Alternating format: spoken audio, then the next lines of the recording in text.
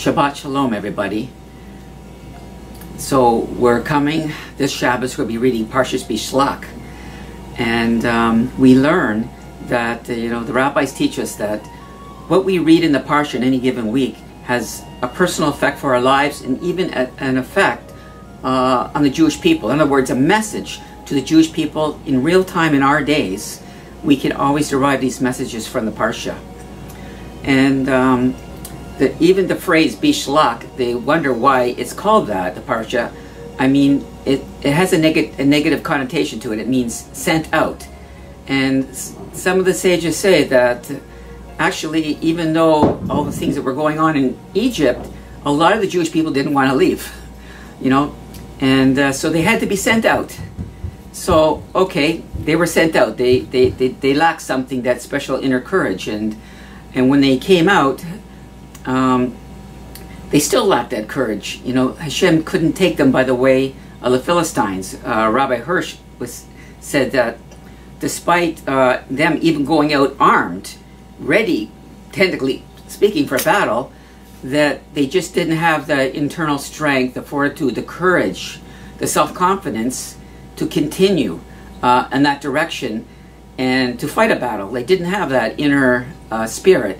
So Hashem sent them another way. Now suddenly they found themselves up against the sea and there was nowhere to go. Now they were forced to make decisions. They didn't have any courage to fight. Pharaoh's coming, and they start crying out to God. Moses himself starts to cry out to God, and God tells Moses, go forward. The Jewish people had no choice. They had to go forward, even though the brick wall of the sea was in front of them. And they were forced to take a measure, and they were able to see the strong hand of God to split the sea and open up the sea for them, and they crossed through. Now, because they never had any really internal strength and fortitude of trust in God, trust that would give them the ability to rest themselves in Hashem's hand and go forward with confidence and courage, God had to display these great signs and wonders in the midst of the Jewish people to give them a quick education, to teach them that, hey, I am here and I am in your midst, and now let this drill home deep into your soul. And indeed, they got their Torah education through the greatest miracles and wonders that you can imagine. And the sea split, and when they turned around after crossing the sea, they looked, and what happened? The sea closed over onto the armies of Pharaoh, and they were completely destroyed. Now, why did they have to witness this total destruction of the Pharaoh's armies? Again, because of their slave mentality. As long as they knew that Pharaoh was alive and his armies were alive, even if they were in the wilderness and there was a sea between them, they would always have this fear that they would be coming back to get them. And so Hashem had to cause them to witness the complete destruction of the forces of Pharaoh.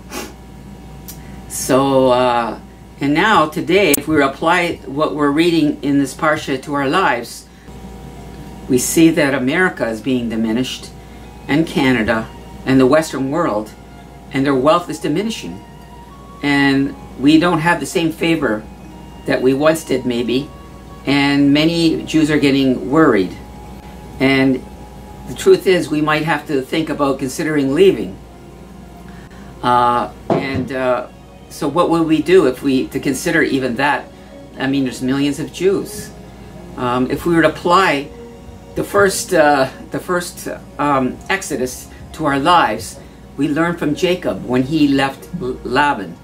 He was in the house of Beit Laban, the house of Laban, and when he saw, the first thing happened, Laban's wealth was diminished greatly, and Jacob's wealth was increased.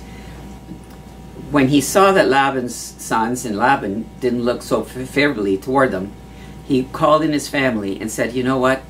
I think it's time to go. He had a talk with his family. If you can't get past the first stage of having that chat with your family, saying, it's a possibility that our life as we know it here may be coming to an end, and that we may have to leave and go home to the land of Israel.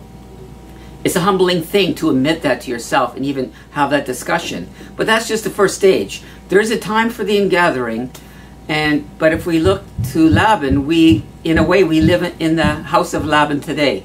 Because what is the dominating authority over the Western world? It's the White House, Beit Laban. It's not a coincidence that America's seat of government is called basically the House of Laban. It's not a coincidence at all. It's exactly where we live. And we see the similar things happening, the diminishing of Laban's wealth. The Jews have done very good in this last generation and have increased their wealth. And we see that anti-Semitism is on the rise. This could be a situation where soon, we don't know, there's be a point in time by God, but at least if we can get past the first stage, when Jacob had a talk with his family, then when the next stage happens, when it's time to go, we'll be ready. And just to add a little point, this is me throwing this in here, that if we get to that next stage, the Jewish people have to leave altogether, and they have to organize themselves, like the Jewish National Fund bought land in Israel to plant trees in Israel. The only difference is this fund would be much, much greater. It would have to have much greater wealth, would have to be able to designate land in Israel in conjunction with the municipalities and government officials, where great building campaigns could go on, set a stage where massive amounts of migrating Jews could move from one place to there and settle in, because the planning logistics would be unbelievable. And you know, when Moses stood before Pharaoh, and Pharaoh said, "So who's going?" He said, "The young, the old, the sons, the daughters, the cattle, and not a hoof will be left behind." And really, that's a sign that no Jew could be left behind.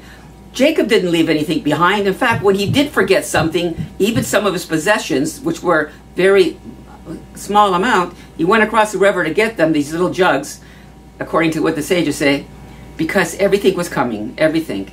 And for us, we can't leave one Jew behind. Every Jew is God's child.